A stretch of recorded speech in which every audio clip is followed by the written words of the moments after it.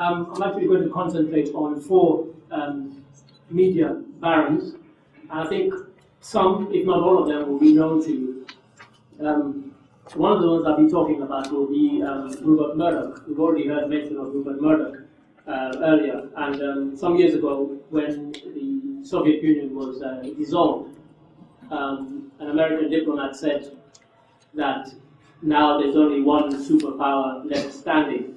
Of course, nobody had legislated for the rise in Chinese power at that time, because we're talking about, 20 odd years ago, when China didn't look like it was going to be the power that it is now. Well, similarly, in the world of media barons, I think nowadays people tend to think that there's only one media baron left standing, i.e. Mr. Rupert Murdoch of Sky Corp. But coming to him later, I think one of the first people that was ever had the term applied to him was William Randolph Hearst. He was born in 1863, and by the time he was 23, he actually bought his first newspaper using money given to him by his father. That was the San Francisco Examiner. And about a year later, he then bought a small newspaper called the New York Journal. Now, one of the things that Randolph Hearst is most famous for is that he's allegedly the person who invented what is referred to as yellow journalism, which is where people write stories that have very little basis in fact. And one of the reasons that he got his editors to do it was because he felt that a lot of people who might be libeled or slandered in his stories probably didn't have the money to take them to court. And so, they could get away with it. And of course, if you think about newspapers at the time, we're talking about the sort of by then, the early 1900s, a lot of newspapers, they were kind of very old school, and they had sort of certain ethics. And a lot of them criticized him. But once they saw the success of what he was doing, very, very quickly, a lot of them actually jumped on the bandwagon and started practicing the same so-called yellow journalism. By the time he died in 1951, Randolph Hearst had 30 newspapers across the United States of America. And he very much saw himself as a kind of kingmaker, somebody who could make or break presidential or congressional ambitions. And he himself was actually elected twice to Congress. It was always said that he had planned one day to stand for the office of President of the United States. And as a kind of trial run, he tried to stand as mayor of New York City, and he was heavily defeated. And that sort of changed his mind, and he decided not to stand anymore. But then, the first test of him throwing his weight behind the candidate was in the 1928 election for the US presidency. He got his newspapers to support Herbert Hoover. And lo and behold, Hoover won.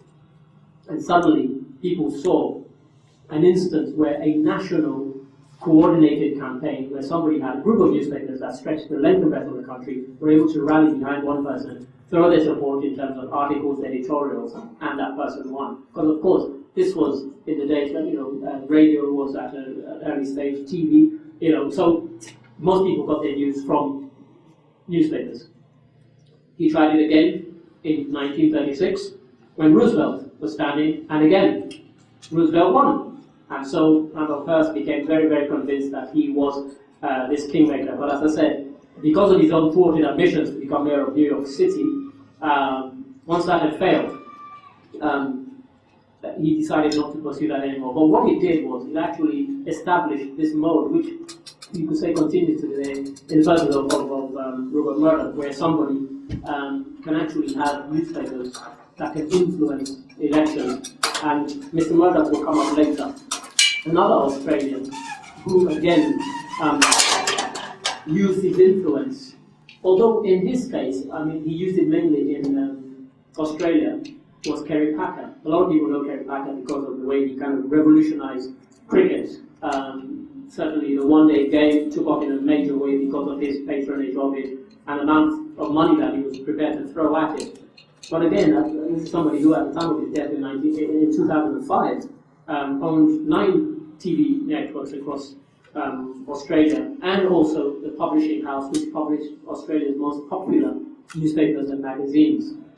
And he was able, on a couple of occasions at least, to rally those magazines and newspapers in support of particular candidates in Australian elections to the extent that those people won.